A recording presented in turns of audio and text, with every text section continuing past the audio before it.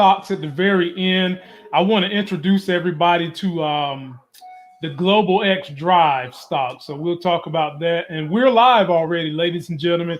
Happy Inauguration Day. It's me. It's the living legend, Larry. That's a mighty fine hat you wearing. That's not in support of Joe Biden, is it?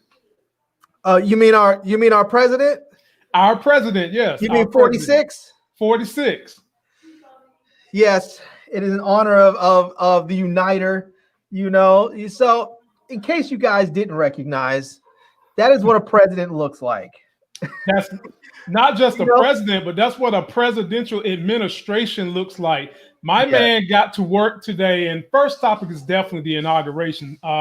He got to work, and he signed 17 executive orders. He getting us back in the Paris Climate Agreement. He stopped money spending on that damn wall.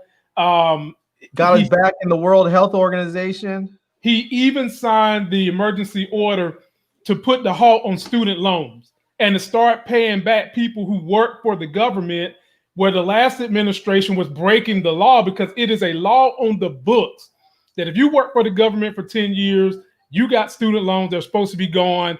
And that chick that was head of education just ignored it because Trump said ignored it.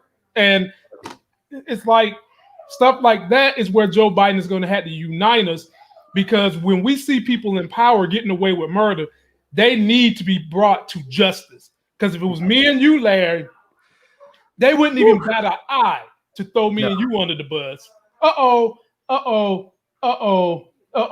How did I know that we was going to have Detroit in the building when his former mayor got a pardon from President Trump?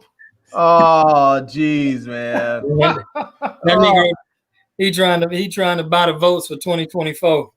Man, he's gonna be in jail, hopefully, or excommunicated, one or the other one. So, fellas, let's dig into it, because we've got a lot of stuff I would like to try to get through tonight. Let me shout out Tressa C, Be More Careful, Stanley Powell, Alexis. I thought you weren't even going to make it in here, and Ralph Ortiz. What's up, people? And the first thing first. She in there? No, they'll all fall in a little bit. So first things first, today was the big inauguration day, and it's only fitting that we play this, because this nation was up against some of its darkest times, and then we got our comeback. Take a look at this. This is how we're going to open the show.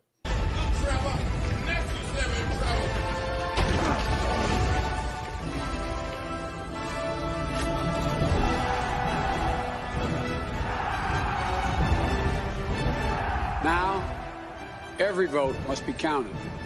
No one's going to take our democracy away from us. Avengers!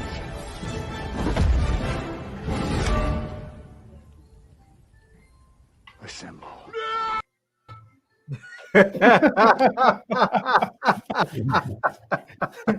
Woo! Did you do that, man?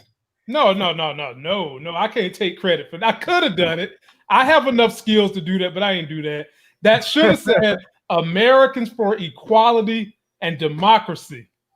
Assemble. That's what it should have said. But in any event, Larry, today was a good day. It felt normal. It felt like the government was the way it was supposed to be. And before we dive in there, I want you guys to kind of see some of the highlights of the inauguration that took place today. Then, Larry, I'm going to give the floor to you to understand what it meant to you to see Biden and Kamala inaugurated. Shep, a stirring call to unity here from the new president, Joe Biden, in an inauguration, the likes of which we just have never, ever seen before in this country. The president saying we must end this uncivil war that pits red against blue. The president saying that democracy has prevailed. But even more important than the words of the new president was just the astonishing fact that the president's dress shoes were standing today on the same stairs that were stormed by the boots of an angry mob just 2 weeks ago.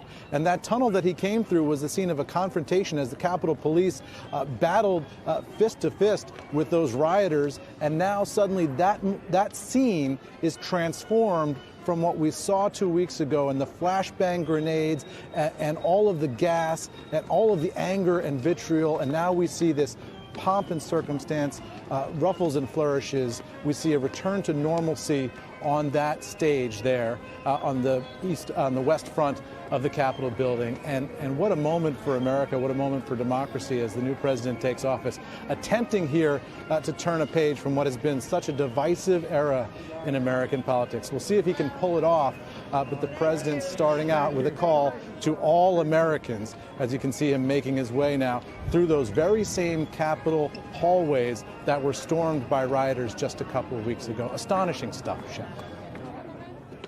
Really is. And we know this security situation today, what's led to this moment is for history. But as we watch today, and the cameras and the music and the celebration, it felt so normal. It was a fabulous display of what America is and can. All right, Larry, you get the first bite at this apple. Talk about what this inauguration of a president felt for you with Joe Biden, Kamala Harris, the first African-American, Asian-American woman vice president. Talk to us about how it all felt for you today as you watched it unfold. Yeah, man, it felt good. It felt like you were sort of waking up from a nightmare, you know. Yeah. I mean, in all seriousness, it felt like sort of like you were waking up from a nightmare, except I know that it was not a nightmare. It was very much reality.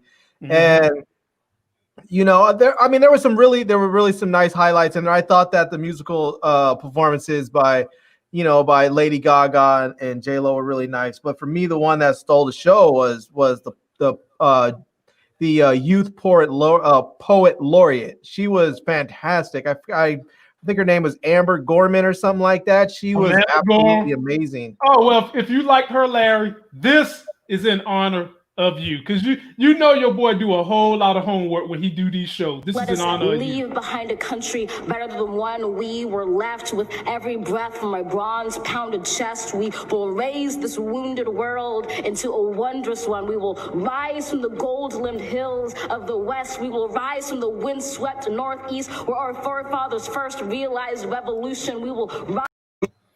Okay, well, Larry, I'm having serious technical difficulties tonight, but I thought about you because she blew me away too. But finish what you were saying. Yeah, she was amazing. She just, I mean, her poem really spoke to the moment, to the times, and it's amazing someone that young put together something that fantastic. So 22 years old.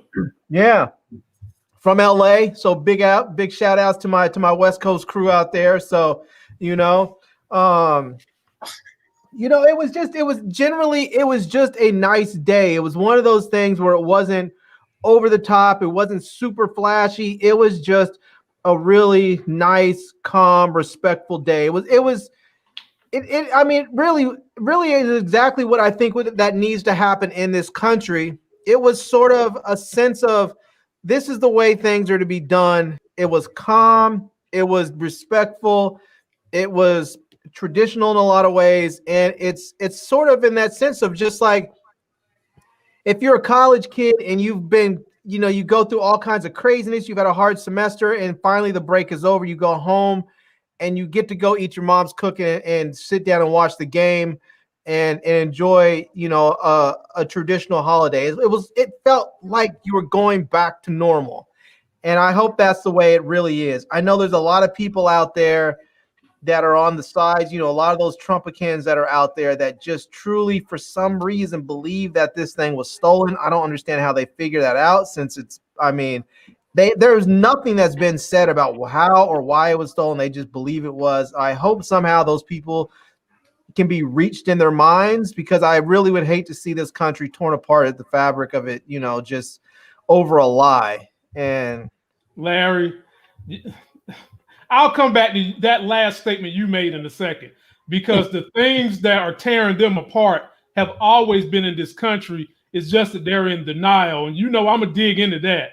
T-Streams, what did this inauguration mean for you? What's up, man? It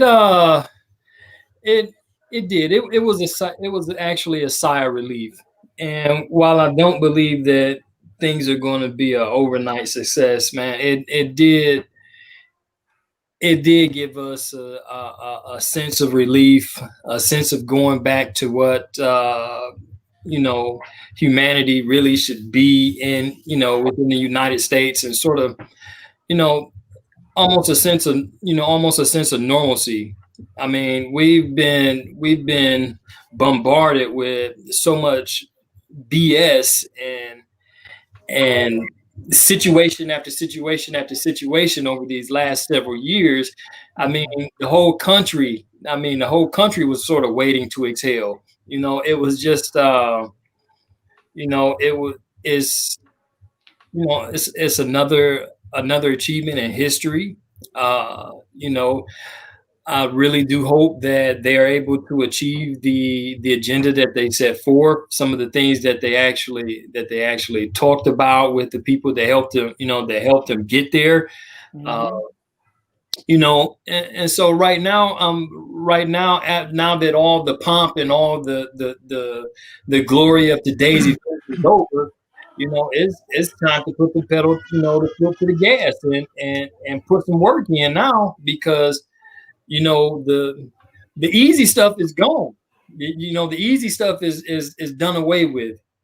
For them, getting here was the easy part, compared to what's in store for us for the next couple of years. But like I said, man, it was really a sigh of relief. I am really, really glad that there was not any anarchy today, not that I'm like aware of on any like large scale, because going into this, I'm sitting up here like, damn, I hope they don't start tripping at the different capitals and these folks get to coming out acting stupid and all this other kind of stuff. I was really hoping and praying that people were going to be able to get out and be civil, and behave well mannered. I mean, it's a presidential event, so leave the thuggery and stuff at home, and allow the nation to to be able to start working towards restoration, man, because our country is broken for real. And I really hate that that they was handed the task that that they was given, because it's not going to be easy for them, and they have a very strict measuring rod to stand up to. And so but yeah, I'm glad that it happened the way it happened. I think that we can start working towards healing as a nation. Some of us, I do think that the Trumpelites are still going to be trying to do something in the background. They're still going to, they're not just going to shut up. If they were just going to shut up, then they would have been shut up, several months ago. But it's a step towards healing and restoration for a country. Right. We need to make sure that when we do that healing, we have some accountability. I mean, you can't just let these people go by. Right. And say, okay, everything's back to normal and there's no accountability. I mean, there are people from the very top, from the president through the Congress down to the street level thugs, like you talked about, that need to be dealt with, because you can't allow that stuff to go unanswered. Yeah. No. Somebody got to go behind them bars, man. And a whole lot of somebody's T-Stream, whole lot of somebody's, because before I forget the point that Larry was making when he ended his soliloquy, Joe Biden is calling himself the uniter in chief. He says that's his mission. He wants to do it. The issue that we have with him doing that is Trump was an orchestrator of hate. Trump knew that a lot of people, for whatever their reasons are, hate the government. And most of those people that hate the government are Republicans, and most of those Republicans that hate the government tie it up in racism too. And then they go and tie it up in this one thing. I got into a conversation with a Republican today. The most important thing to him, that's more important than the well-being of the nation, is his tax breaks. Can't make this stuff up. So it's tax breaks over everything for this one segment of the Republican Party. Is hatred toward minorities about to be the majority for this segment of the Republican Party. And then you got everything in between who believe lies and will vote regardless of that. So what Joe Biden has got to do to unite the country. People want fairness. Everybody wants fairness. If you want to unite this country, that administration that just left, those people at that riot, white supremacy groups, and anybody who's breaking the law needs to have justice. Justice needs to be served. Showing people that no matter who you are, you're not above the law is going to help unite the country. I don't give a damn if you're the janitor in the White House or you was one of the people that came to that riot. Showing equal and fair justice can help unite the country. And then the other things that we know Democrats are known to do is grow the economy. That helps unite the country. Larry, tell the people under which party has the stock market seen its most significant growth under in the last 50 years? Oh, Democrats, no doubt. All day, all day, all day. And if there's any, and is on that same note, when people talk about things growing and people worried about, Republicans are always worried about having their rights taken away. And if you look at when the most guns were sold under what administration? Obama. It was a Democratic administration. It was under the Obama administration.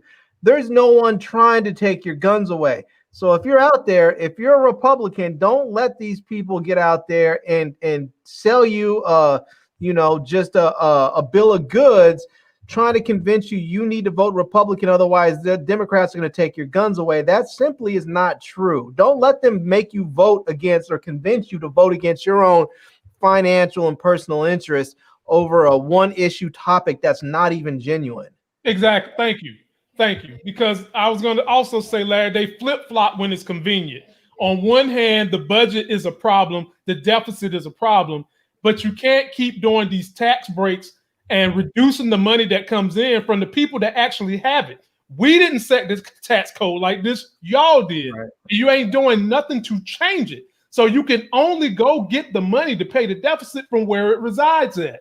And if you want to do something to help the middle class be able to pay more in taxes, then you've got to use some of that money to invest in people so that they can do business, so they can get educated, so they can get jobs, to help them contribute more to the tax system. And I don't understand why most Republicans, who for them, the only thing they can see, how much money coming out of my taxes, when you don't see how investing in people so that more people can pay in taxes would help the country. But you're blinded by the lies. The Republican Party, if they ain't good at anything, Larry, they are good at telling a story. They are good at inciting hate and fear. And they are very, very good at getting those people, no matter how evil their people behave, to still vote Republican, even though their people just try to overthrow the country. Right. So having said that, fellas, happy Inauguration Day to all my people. We'll move on to just talk about Trump pardoning people. Now, I'm going to give this one to T-Strings first, Larry. Take a look at this picture. Bunch of buffoonery. Yeah. Trump pardoned Lil Wayne, Kodak Black, who teeth look more yellow than Reading Rainbow, and Kwame Kilpatrick. So, Larry, I give it to you first. Excuse me, not Larry. T-Strings, I give it to you first. Why did Trump pardon Kwame Kilpatrick? What's the connection? Well, you know, they're on actually opposite sides of the fence. You know, man, over the last several years, right here in Michigan, there's been a serious thing going on about Kwame Kilpatrick getting pardoned or granted clemency or whatever this case. You know, they were upset that Obama didn't do it because he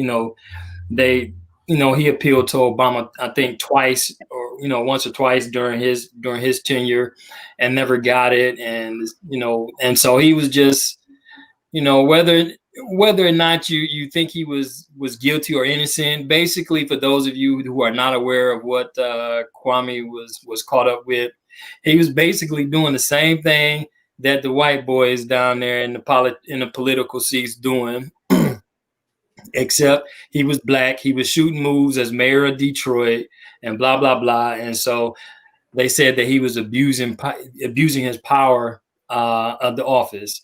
Now, of course, throughout this whole mix-up, there was a woman that actually ended up dying.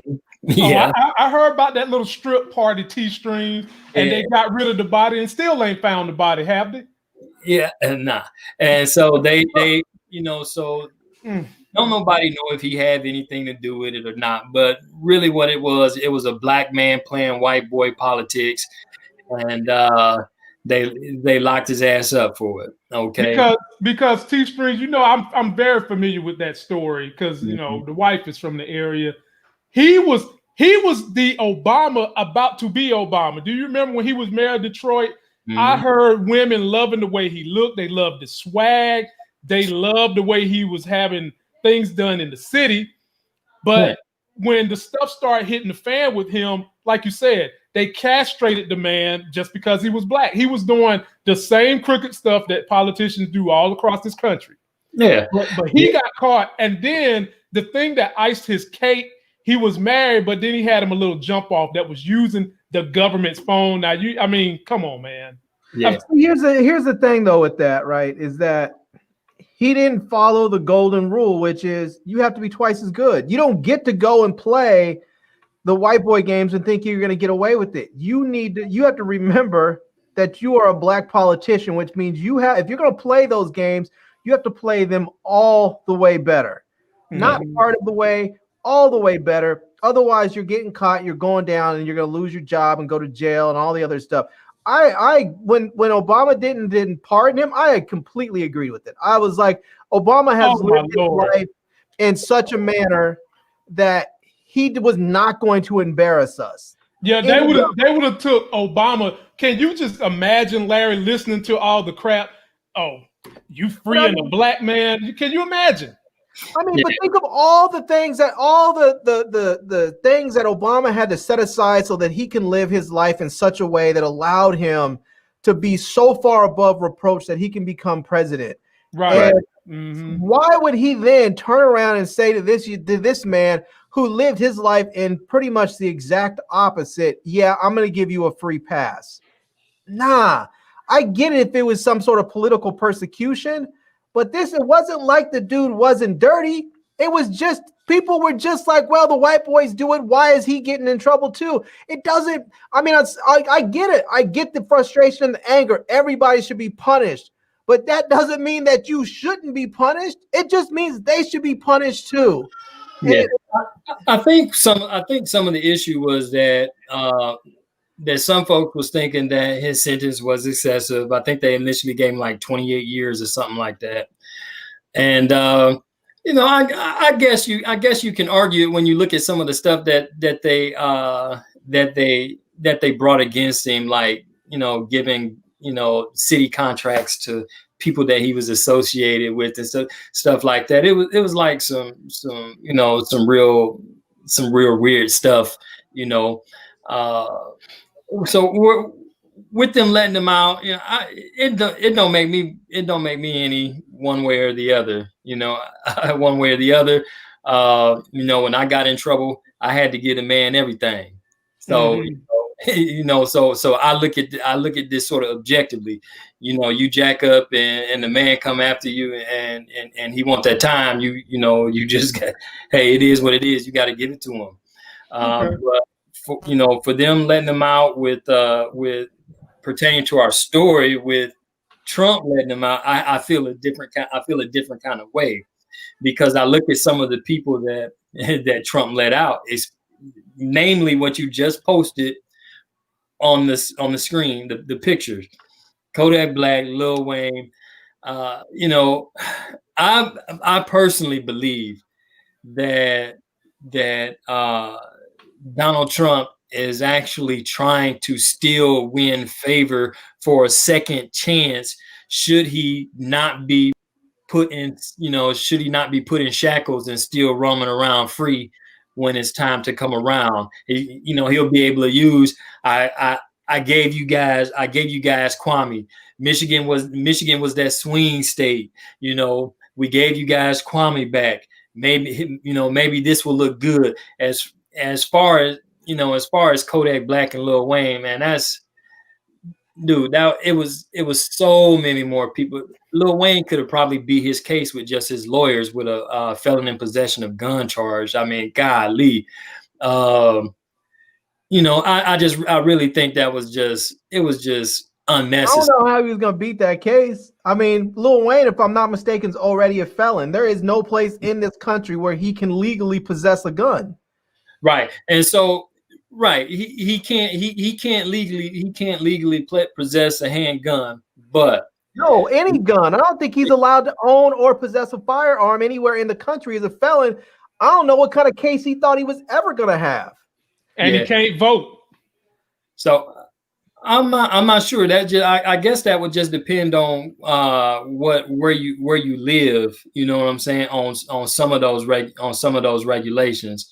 But you know, even that being the case, with enough money, which he does have, you know, once they get into them courts, them lawyers and prosecutors will drop them things down to this and drop it down to that, and just leave the judge at the mercy at the prosecutor, the agreements between the prosecutors and the attorneys, and be like, do you agree, and blah blah blah. And he probably could have walked out with probation, ankle bracelet, or anything. He didn't really need he didn't really need a presidential pardon. And then too, I'm still trying to figure out exactly how in the hell that go, because if I'm not mistaken, that's still, you know, that was actually still going on. I thought that you actually had to be sentenced. You know, I thought you actually had to be sentenced to actually to receive like a clemency or pardon. And so I'm not really sure what, you know, who do they pulled it, you know, to pull that one up. So Larry, what do you think, Larry? Why did Trump let these brothers free?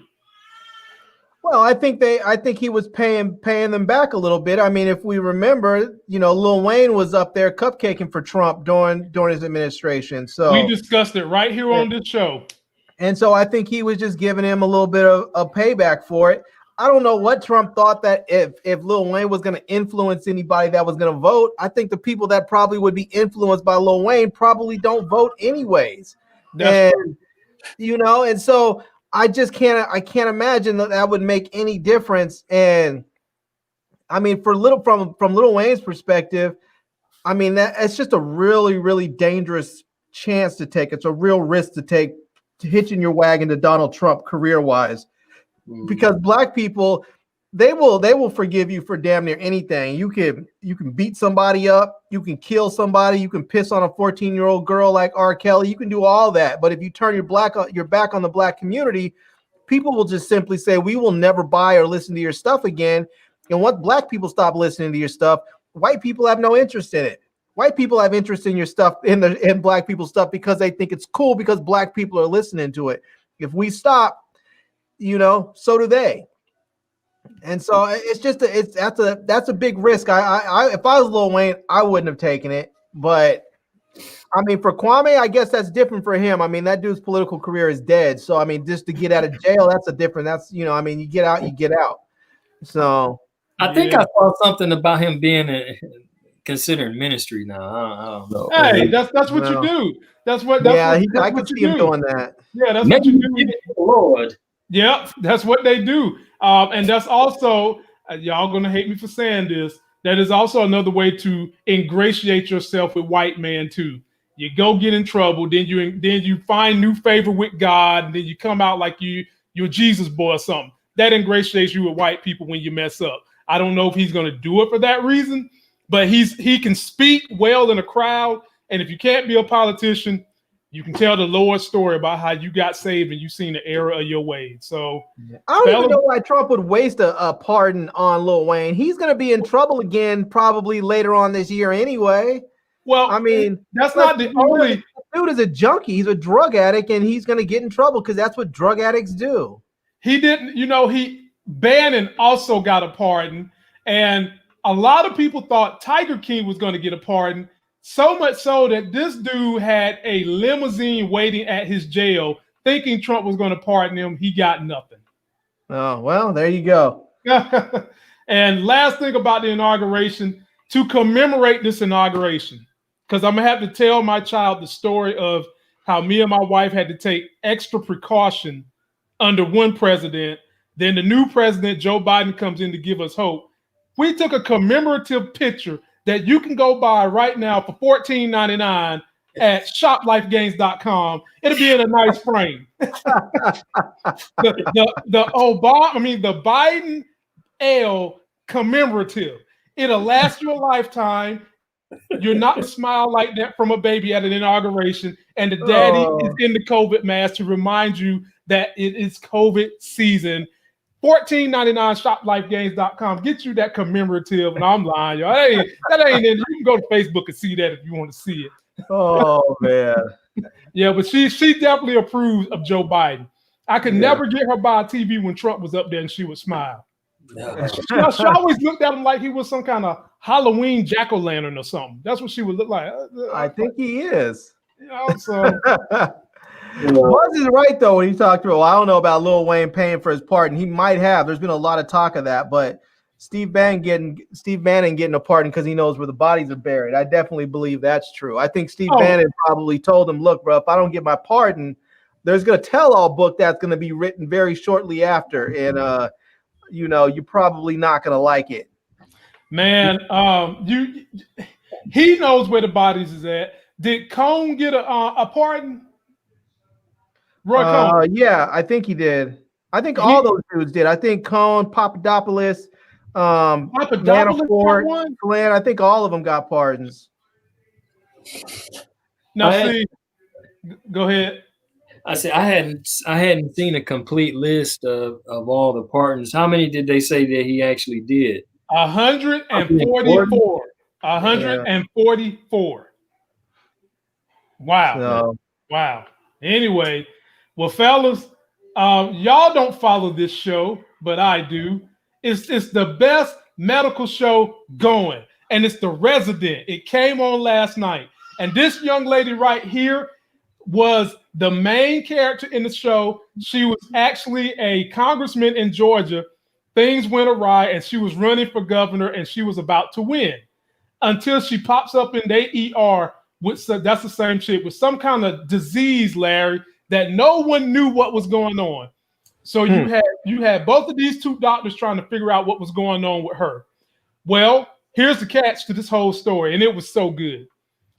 She lied and said that she had only been on a small vacation. And during the whole TV show, they kept panning on her driver, who was a big black cut up brother. I mean, my man had muscles in his tongue. He was so defined, cut up.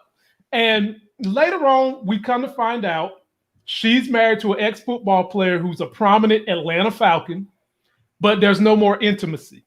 He don't want to mess with her no more. So she needed to get her rocks off. She had went on vacation with her driver. He had something that looked like shingles on him, and she had the same thing and was about to die. These two doctors finally got her to tell the truth, and they figured out what her issue was, and it was some kind of a worm you get in your private parts. When you go to the career. Oh, T-String, you don't know nothing about that? When you go to more worms in my private parts. Look, man, when you go to some countries, some countries and the water ain't right, or you get somewhere where the water ain't right, parasites swim right on up there. Yeah. Then they lock out, and then you're fried.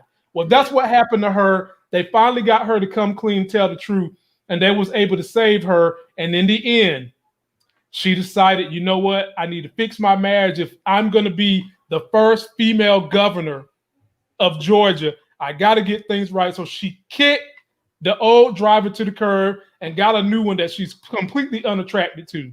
Then we get into this storyline with Dr. A.J. Austin and Mina. So now they done smashed for 7 straight days. And they are a thing. Now, mind you, she's from Africa, so she doesn't have this southern this southern hospitality. You know, I don't know if you guys have ever been to school with someone who's an immigrant. But when you go to school with someone who's an immigrant, they don't joke like we joke. They take things way more serious. they usually don't have a huge sense of humor because where they come from, it ain't nothing to be happy about. Here we joke, we lollygag, blah, blah, blah. So she brings this to the table. So the issue here is they are professional colleagues, both heart surgeons. It's just that she happens to be his understudy. Well, Dr. AJ Austin, I've been telling y'all, is getting into it with Morris Chestnut, who is the most gifted brain surgeon in the world with the most gifted heart surgeon. So, and last week, I told you that because the crooked CEO of the hospital wanted them to get their numbers up with elective surgeries, even though they're having COVID, he talked to Morris Chestnut's character and was like, look, bro, I don't care about these COVID people. We bleed in money. You need to get me some patients in here that are in elective service. So Morris Chestnut lied to a guy, got a patient in there, and what do y'all think happened to the patient? He got COVID. He got COVID. He got COVID, and it caused a heart issue. So AJ Austin got to work on him. So when they did their homework and found out that Morris Chestnut basically ginned him up, he storms and Morris Chestnut always like slammed the chair, and I'm like, this is going to be the week they're going to fight. You know they was going to make the brothers fight. They didn't fight because Larry, guess what Morris Chestnut said to Dr. AJ Austin? He said, you done went and got high and mighty on me, my brother. Don't you know that the white people do it? And we got to be twice as good, and you shouldn't be ratting on your brother just because I took a shortcut. And now, now AJ Austin, he's kind of a man of integrity, but at the same time, he's down for his people. Now, you know what the issue was? When he went and told his girlfriend, Mina, she's like, hell to the no. I don't know nothing about this code because I'm not from America. But what I do know is right and wrong is wrong. And at the end of that storyline, AJ Austin basically told her, look, I don't want you to tell on him. Now is not the time. What the hell you think she did, Larry? Dimed him out. She dimed him out. AJ Austin was mad at her. He was like, because me and you have had sex 6 days in a row, my back is worn out, and we need some time apart because I told you not to go and do this to Dr. Kane, which is Morris Chestnut. Okay. And so I guess they'll finish that storyline next week. But this guy, his CEO, he got fired. Pew, off with his head. He's gone. And then to round this story out, this young lady right here, y'all seen her in the Marvel stories. She's married to my man right there. They're pregnant. After 4 seasons, they just got married last episode, and just this past episode, they are pregnant. And that is your roundtable reunion on what happened on The Resident. Y'all missing out. Damn, y'all missing out. That is a great storyline, and y'all are missing out. If you guys aren't watching The Resident, it comes on Fox every Tuesday at 8 o'clock. And that's it. So Trust me, because it sounds like a bootleg Grey's Anatomy. Y'all stop your hating. Just stop it. Just stop it. We is so tired. We so tired of Grey's Anatomy. That show should have been all 16 seasons ago. Got the nerve. It jumped the shark. It jumped the shark a long time ago for me. Yeah. Are they still making new shows for Grey's Anatomy? Oh, it's a new season on right now. Yeah. New season on right I'm now. happy for the actors. I'm happy for the actors and the people that work on the show. I mean, that's nice to have a gig that lasts for like 20 years or something, but I mean, it's jumped the shark for me. Larry, it's like you in a soap opera, only you getting paid more money to do less work. Yeah. So good for them. Good for them. And now, ladies and gentlemen, in Snyder Cut news, T-Streams, you missed it the other day. The Justice League Snyder Cut is coming out, and instead of it being a miniseries, it is going to be a 4-hour-long movie production. Can you believe that? Well, the Snyder Cut. What made him change up? We haven't gotten down to the bottom of it yet. He hadn't released why he changed it up. But now we've got more clues that had been out there for over a year that have been confirmed. So I'm gonna ask y'all, since Larry likes to play this game, I'm gonna play this game. All right. What DC character is this? I know Buzz knows, so Buzz don't say nothing. Martian Manhunter. Oh man! Oh my God! Larry got one right. Where is B. Avery when I need him? Larry got it right. So, Larry, how would you feel if I told you that in the Snyder cut, he's in there? he's in it, and take a wild guess. Get this though, Martian Manhunter has been in the DC universe, but he's just been disguised as a man, and I'll get to his powers and all that in a second. Let me show you who he is. And then I've got an interview they did with him. Man of Steel, Larry. Think about that. Look, I'm here to help. But it has to be on my own terms. And you have to convince Washington of that. Even if I were willing to try, what makes you think they'd listen? I don't know, General. Guess I'll just have to trust you.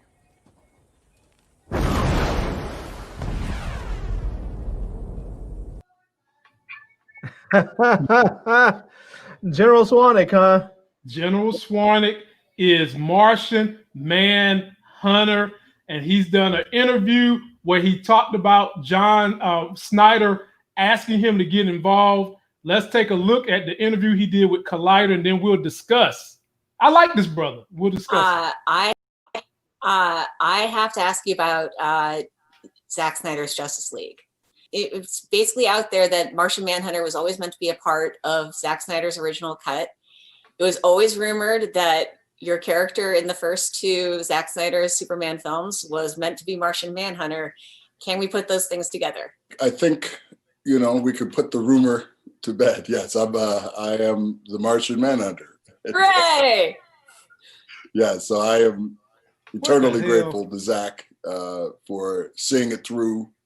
It came about in a very circuitous way, right? The fans demanded that his vision be given a fair hearing, a fair viewing, if you will. And so he actually tagged me on a post. It was an Instagram post where he showed the canisters of the cut, of Snyder cut, and so it's complete. When exactly it comes out, I don't know. I've heard March. I don't know when in March, or even if it will be in March. But that said, I'm over the moon about it. And to be, in all honesty, I had never heard of Martian Manhunter until Zack, brought him to light. And of course, a lot of fans did know about Martian Manhunter. But I tell you, he's a founder of the Justice League, a co-founder, a very powerful figure. And it's going to be great to be up there with Batman and Superman and my pals. So yeah, I'm once again like a kid at a candy store. Mm-hmm. So, let me just say this, Larry. Talk about pandemic pounds, man. Good gracious sakes. Yeah, he looked like he put on a little weight.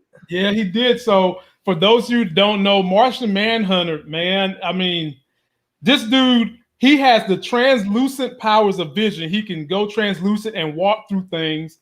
He can turn himself into a shapeshifter. He can shift the shape into anything. He can be a human. He can be a dragon. He can be a dinosaur. He can fly, and he's super strong, and he has some limited telekinesis. He can read your mind. I mean, damn, it sounds like he's stronger than Superman. So, T-Strings, I give it to you first. Yeah, I'm seeing some of this new stuff, so I'm leaning towards that they had to go back and do several more reshoots to put this together. Oh yeah. Okay. Oh, yeah. And I'm like, this all couldn't have been on the cutting floor. Mm-hmm. No. They went and done some more work on it, man. But at Buzz, even know it, and all my comic book folks know, my man is vulnerable to heat. He's very vulnerable to heat. And Larry, I give it to you. How do you feel about Harry Lennox coming back to be Martian Manhunter? I'm excited. Yeah, man, I like that dude. I like his that dude's voice always gets me, man. He has that cool voice that he has. So yeah, I'm excited to see it, man. Anytime we get a nice brother up there, doing his thing, representing, getting paid, I'm happy for him. I am all about supporting each other. So I'm big ups to him on that, for real. So Larry, guess why Zack Snyder hired him? Why is that? His voice. There you go. Hey, I like the voice. I always thought that he would probably be a good contender to do a Barack Obama story. He did play Barack Obama in a couple of shows. They wasn't specific to Barack Obama, but he played the role of Obama. I forgot the name of the movies he was in, but this brother's been around. He's a well-seasoned actor, a damn good actor, and I'm happy to see him play this role. So it just makes me more excited for the Snyder cut. What did they do with the Flash? Didn't they get rid of the Flash because he had gotten into a bar fight or something stupid? I heard that, man. B. Avery, what you know about the Flash? That's your contribution to this team, B. Avery. What do you know about the Flash?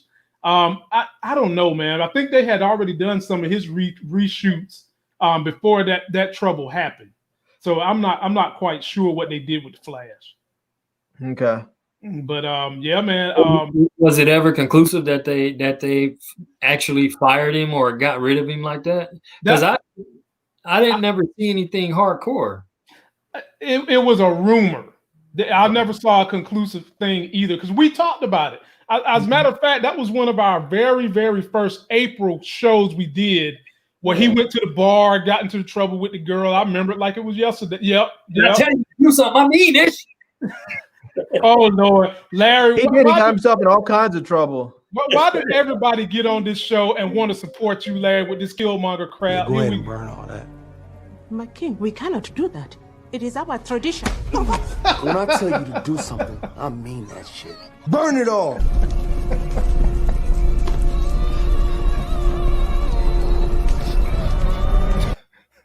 Well, this is that he burnt the reason he came back. This is getting comical, man. Y'all and this Larry and this Killmonger, man. This is getting comical, man. My goodness. I'm just saying. Here we go. You know, I'll tell you this, Lamont. It really is hard being right this often. It's hard. But when people say Killmonger's not coming back, Killmonger this and that, it was just so easy to be like, nah, he's gonna be back. He's too beloved. Killmonger is the unifier of Wakanda. What? He is the unifier of oppressed peoples all around the world. What? Killmonger is the true and righteous ruler of Wakanda. The father of illegitimate children. Chadwick Boseman, please don't rain down no fire. I still rocks with you, my brother. You will always be my king of Wakanda. I don't care what this guy say. I don't care what they do in the movie. It's gonna always be Chadwick. You was first, man. This guy here, man.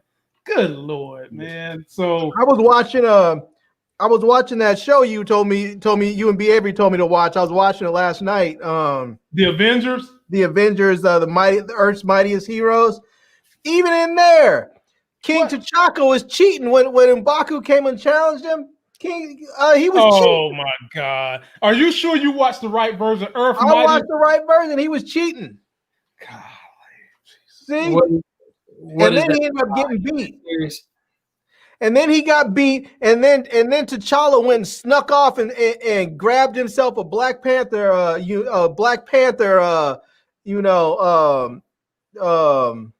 costume, and took the stuff. Oh, they're just corrupt. That's what it is. And when I was watching the series, when I was reading the comics, it was always some turmoil in the kingdom because I just realized that the T'Challa and his family are corrupt rulers. B. Avery, I blame this on you. I blame this on you. Now, if we're going to talk about really, really good cartoons, the way we got on that tangent yesterday, I don't know if you guys remember the Justice League from the early 2000s, but if you go back and watch the first 2 episodes of season 1 of the Justice League, it stars Martian Manhunter. It tells his backstory.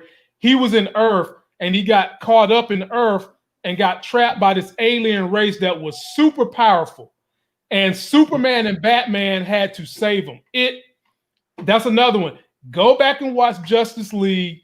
the TV series from 2000, Larry, and watch the first 2 episodes of how they met Martian Manhunter.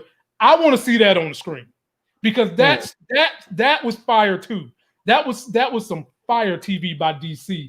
And damn it, Martian Manhunter origin story just like that. Or this DC stuff on my wall, it's coming down. It should have been down. It's coming down. That's what's gonna happen. So, all right, fellas, let's. You gonna replace it with some Killmonger stuff? No, man. No, never ever gonna do that. Never. And so, ladies and gentlemen, if you're finding this channel for the first time, please subscribe to these 2 gentlemen. One is T Streams, one is the living legend Larry. And now it's time to try to give you guys those life gains in your wallets, in your pocketbooks, in your breast, in your sock, wherever you like to put your money. We're going to help you increase that little area so that you can't put the money there no more. So, Larry, we're talking about some good stocks that I think people should take a look at. All right, now I'm going to share my screen so you guys can see my Robinhood account because I just got a good stock that I put Larry on to that he might take a look at tomorrow. I bought calls on something called the Global Autonomous Self-Driving EV. It's called Drive is the ticker. All right, and here it is right here. I bought a call for $28 and my call lasts until September. Now, what is this ETF? It is exactly what it says. It is a global fund that invests in the companies that are the top companies making autonomous vehicles and EVs. So it's a mixture of Tesla. It's a mixture of the technology companies that's putting in the EV driving capabilities to Tesla. LiDAR is the one that NIO uses. They got a little bit of that. And as you can see, the call cost me $630. My value is $530, which is pretty good considering how long this call runs. And so if you all wanted to invest in autonomous cars and EVs, but you don't feel like spending the money you have to pay for Tesla, this is an excellent stock. And I always tell people, look at the history. In 5 years, 82% gain.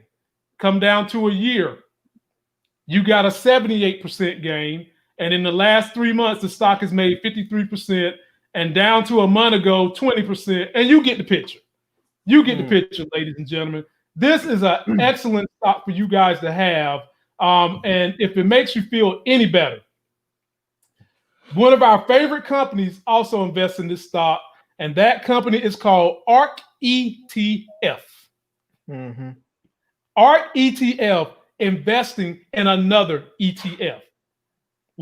Larry, talk about how you feel about that stock and what are your moves the rest of this week, because I done told Larry there's a stock he need to get out of while he's 500 in the good, but he wants to wait through this earnings call. And I told him I've seen pure disasters with people rating around to pull their money or betting on the stock post earnings call. Even if it's the earnings are good, sometimes it just goes down for a little bit. So Larry, what are your moves this week? And what do you think about that global ETF EV?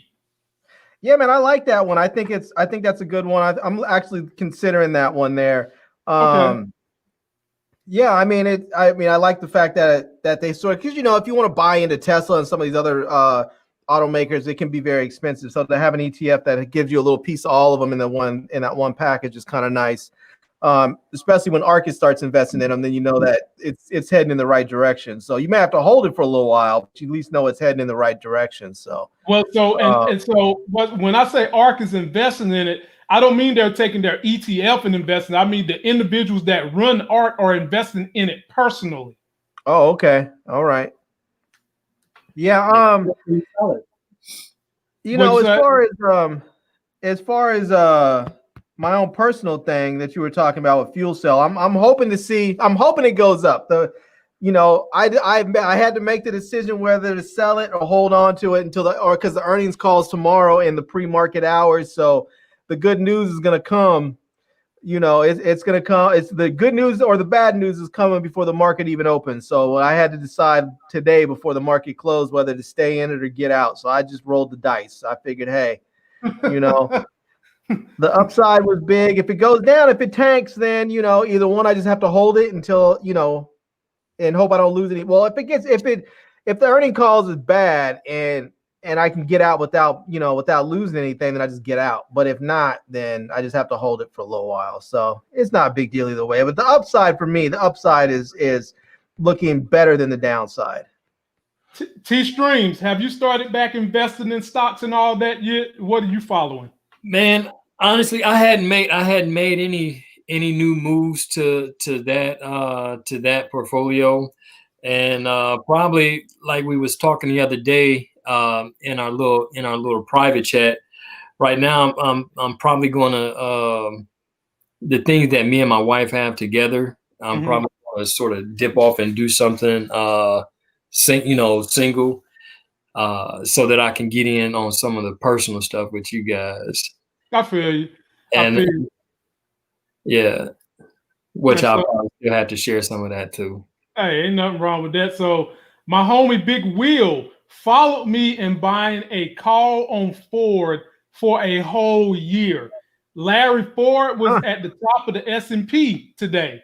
And so me and him both in the good. So my call for Ford is a $7 call. All right. Okay. And it doesn't expire until you see this date down here, 1/21/22. So next year. Right. Next year. And I'm already up almost $200. And it only cost, I'm already up. My value is at $433. I paid $247. I'm up $186 right now as we speak.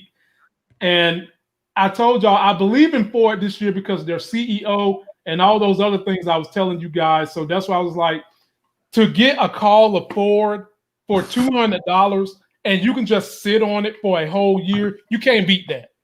I mean, you can't beat that. And so, look, I almost want to get out right now with my 180, but I'm not. That'd be stupid because it's a whole year call. Ain't no need in jumping out right now. You got a whole year to let them things grow. And as soon as we see the numbers with the Mustang and the Bronco, it's going to be gangbusters. And they've got some commercials they're going to run Super Bowl weekend to introduce the Bronco and the Mustang to people that haven't seen it. And both of them are electrified. Now, I'll tell y'all this now. There is a point where I will get out this ship. I mean, I'll get out early. If them numbers start getting into the 4 digits, I'm getting out. I don't care what nobody say. I ain't going to go through no more coronavirus dips, no barbell dips, whatever dips you like. You might even like sweet and low dip. I'm not going through none of that. If it hits the number I want, I'm out of it.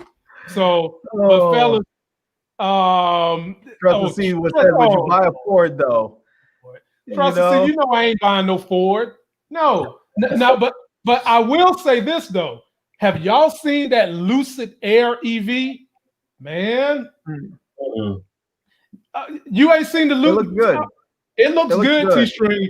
It's an EV. It's a big body EV. It kind of reminds you of like a big body Lincoln or something. Only it's luxury. Tesla better watch out. If the technology in that car is half as good as the technology in Tesla, Tesla got a fight on their hands. And they've got a huge fight on their hands. So, I would buy a Ford. I've had a couple of Fords before. I've had a Ford Escort in the past, and then I had a Ford Explorer. So, I've had Fords too. I had a Crown Vic that I used to drive cabs in that I owned, and then I had a Ford Mustang that I got from a judge. Yeah. So I would buy one. I probably wouldn't buy one of the cars that I currently, I wouldn't buy a Ford Escort again or maybe an Explorer, but I would definitely buy a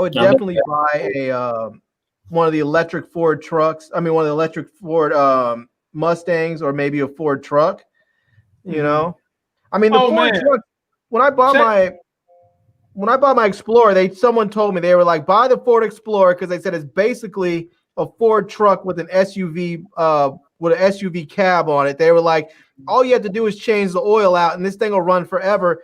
And it still runs. I mean, after I bought my new car, not this car, but the car before that, I drove it out to my wife's family's ranch and left it out at the ranch. That thing still runs. Wow. So Larry, somebody, actually pays attention to the advice we give. My folk Ralph, he bought a call on Applied Materials. Now, Larry, what did I just tell you on the cell phone yesterday? Applied Materials. Applied Materials. Do you remember how much I told you I bought my call for? I don't remember. How much was it? $88. Okay. And the stock had went up to like 125. And I said, that's enough money for me. I'm out. I walked away with damn near $1,600. And my man Ralph done jumped on it. Good take. He got in this week when it had took a dip, and he's already done made 150. Good stuff, right? Yeah. Look, trust and see a Crown Vic. Y'all three need to get right. Yeah, I had look back in my day when I was driving cabs, Crown Vics and Chevy Caprices was the cab cars. Now you got to keep in mind, I'm 40 years old, so you wanted a Marauder, you wanted a Crown Vic, you wanted you wanted the Caprice Classic. That's what you wanted as a cab because they was easy to fix, cheaper to fix. And they just ran. They was like little tanks. So yeah, I had one, and I had an '87 Mustang, and I didn't like it. I didn't like it, but it got me through college. So there you go. So yeah, back in the '90s, in the early 2000s, everybody was sort of rolling them old bubbles. That's you better believe. Hey man, them Crown Vics was nice. Now, if you had the one with the souped up tires and all that, it was nice. I liked it. So, ladies and gentlemen, that is it for us. Don't forget to like the video, comment, subscribe. Check out everybody's channel that's on this panel. Happy Inauguration Day. Let this president inspire you to be the best you. And my last little story, when Barack Obama took office, I started one business that made 6 figures. When he got re-inaugurated, I started another business that went sour in the beginning, but eventually me and my wife was able to sell for 6 figures. Start yourself a business this year. Invest in yourself. Do something different to bring finances to your family so that you can parallel your growth with the growth of a great president, which is what I believe Joe Biden will be. Till that next Sex is Hell video, we'll see you. Peace.